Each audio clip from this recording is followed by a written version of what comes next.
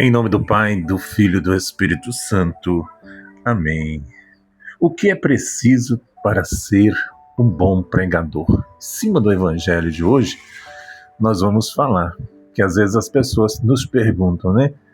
O que é preciso para ser um bom pregador? Um pregador cheio do Espírito Santo que toca os corações das pessoas. Nós vamos conversar sobre este assunto, lembrando que eu tirei esse material do professor Felipe Aquino, né? O evangelho está aparecendo aí na frente. Marcos capítulo 3, 13 a 18. Desculpa, 13 a 19. A eleição dos apóstolos. Depois subiu ao monte e chamou os que ele quis e foram a ele. Designou-se 12 dentre eles para ficar em sua companhia. Ele os enviaria a pregar com o poder de expulsar os demônios. Escolheu estes 12, Simão, a quem pôs o nome de Pedro, Tiago, filho de Zebedeu, e João, seu irmão, aos quais pôs o nome de Boanerges, que quer dizer filho do trovão. Ele escolheu também André, Filipe, Bartolomeu, Mateus, Tomé, Tiago, filho de Alfeu, Tadeu, Simão, o zelador, e Judas Iscariotes, que o entregou. Palavra da salvação. Glória a vós, Senhor. Irmãos e irmãs, lembrando que Jesus também escolheu Judas. Isso quer dizer que em determinada situação das nossas vidas, nós vamos às vezes até trair Jesus, nós vamos até negar Jesus. Nós vimos aí dois, né? Pedro e Judas. Pedro negou, Judas traiu. Pedro arrependeu, confessou, Judas não tinha dor na consciência, né? Então, o que aconteceu? Ele perdeu a vontade de servir a Jesus. O que é preciso para ser um bom pregador? Muitas pessoas, né, nos procuram também, né, perguntando, às vezes, dizendo que se sente chamadas para pregar, né? Querem saber o que é preciso para saber pregar nessa missão, né? Sente um chamado. Então, meus irmãos, minhas irmãs, o que é preciso para ser um bom pregador? Primeiro, né? Vamos lá também na palavra de Deus, né? Em 1 Coríntios capítulo 9, versículo 16, que diz assim: ai de mim se eu não evangelizar. Ai de mim, é de você se não evangelizar. Primeiro, cuidar bem da sua vida espiritual. Você quer ser um bom pregador? Cuide da sua vida espiritual. O pregador precisa ter uma vida de oração, de comunhão com Deus, né? Confessar com frequência, se possível todos os vezes, participar da Santa Missa, buscar os sacramentos da igreja. Jesus disse lá em João 15:5, sem mim nada podeis fazer. Muito menos em se tratando de levar as pessoas a Deus. Sem vida de oração, não é possível ser um bom pregador. Ou seja, transmitir aos outros o que Deus quer. Santo Agostinho dizia: falar com Deus mais do que falar de Deus. Falar com Deus é mais do que falar de Deus. A pregação de quem não ora é vazia. De quem não... Porque às vezes as pessoas ficam assim, assistindo muitos outros na internet e quer copiar. Não, você não pode fazer isso, né? O pregador que não ora, a pregação dele é vazia. Não toca as pessoas, porque não toca ele mesmo, né? Na pregação temos que passar para os outros aquilo que nós recebemos de Deus na oração. E isso só é possível com uma intimidade com Deus, uma vida sacramental, como eu disse, Eucaristia, confissão frequente da palavra de Deus, né? Na meditação da palavra, ler bons livros também, né? Isso nos ajuda. Estou aqui, ó, do meu lado aqui tem livros, né? Tem também as pregações que eu arquivo todas elas, né? Segundo, cuidado com o seu comportamento. Cuidado aonde você vai, né? O contra-testemunho decepciona as pessoas. Papa Paulo VI disse que o mundo quer mais testemunha do que mestre. Olha com quem você anda, olha onde você vai. A luta contra todo tipo de pecado deve ser uma preocupação permanente. O pregador, irmãos e irmãs, diz professor Felipe Aquino, está a serviço de Cristo e da Igreja. Sua responsabilidade é grande. Você não é um autônomo, não é um bico pregar o Evangelho. Eu não tenho outra coisa, eu vou pregar o Evangelho, né? Jesus, ele disse assim, vigiai e orai, porque o espírito é forte, mas a carne é fraca. Também a do pregador, mas somos pecadores. Nem por isso o pregador deve deixar de pregar por causa dos seus pecados. Eu primeiro vou resolver essa pendência que eu tenho. Vai resolvendo a pendência, continue, né? Ao menos também que seja algo grave, que se tornou um contra-testemunho sério para as pessoas. Aí pare, resolva essa situação. Se cair, levanta-se imediatamente e continue a caminhada com Deus, né? Deixar a pregação por causa dos pecados pode ser até mesmo uma tentação, né? Terceiro, buscar continuamente a santidade.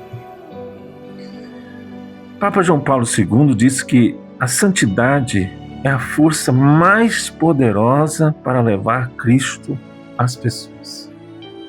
A santidade, diz um santo, que eu tive a oportunidade de ver pessoalmente aqui em Vitória. A santidade é a força mais poderosa para levar Cristo às pessoas. Os santos abalaram o mundo, e a maioria deles sem usar avião, computador, celular, microfone, né? Isso aqui é um microfone, né? Santo Inácio de Loyola, né? São João Bosco, Santa Teresa, Santa Teresinha, São João Vianney, abalaram o mundo pela força da santidade. Estou convencido de que, em primeiro lugar, o pregador deve buscar a santidade. Se ele fizer isso, se você, pregador, fizer isso, Deus vai chamá-lo para muitas missões, sem ele precisar se oferecer para isso. Entendeu?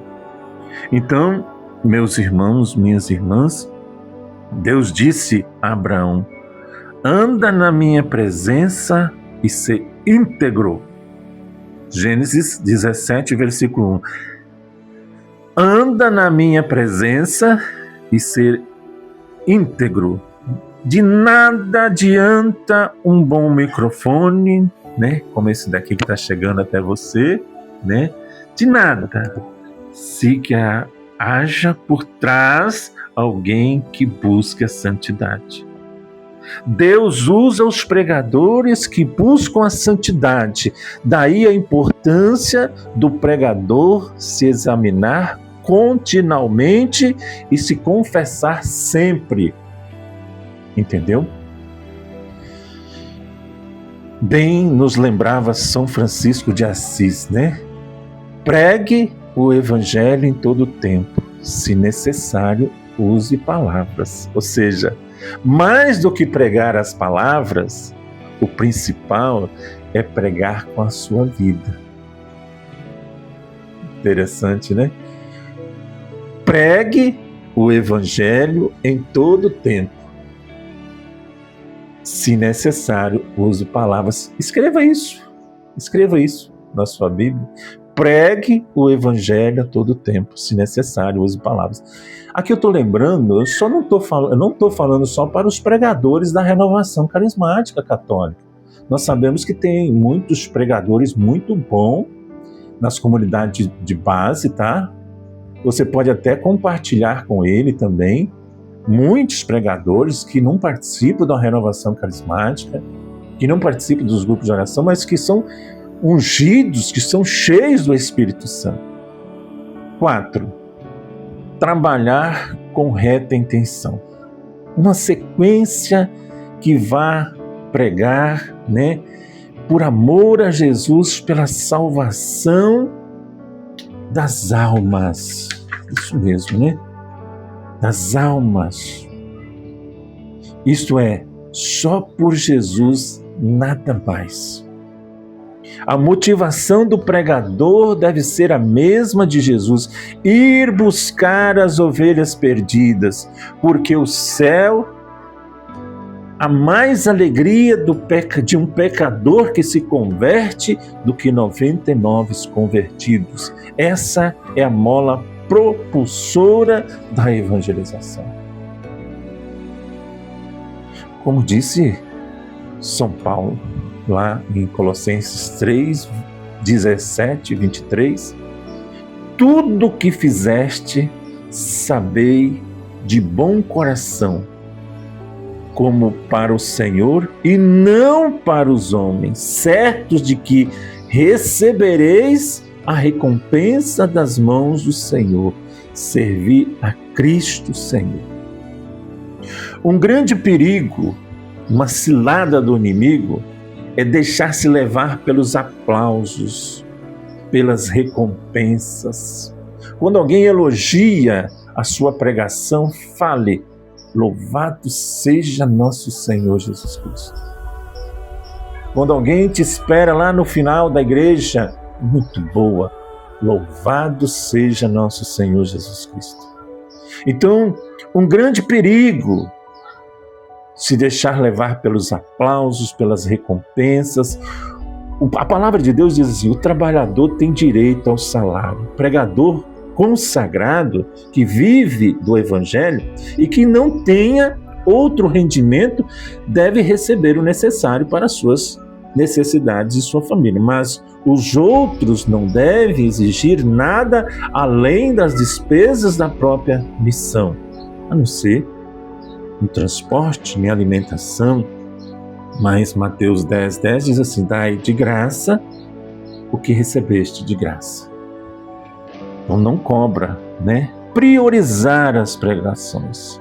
Quando as solicitações para as pregações são muitas, então será necessário estabelecer um critério para atender os pedidos mais necessários, que mais necessitam de uma evangelização. Não é apenas o número dos ouvintes que mais importa. Eu só vou pregar naquela igreja se tiver mais de 100 pessoas. Eu já fui na igreja que foi eu e a Dora, tinha 6 pessoas. E ali a pregação era a mesma, né, do que se tivesse a igreja cheia. Então não é apenas o número de ouvintes que mais importa, mas a necessidade das pessoas. Jesus trabalhou mais tempo com os 12 discípulos e mais do que os 72 que enviou 2 a 2.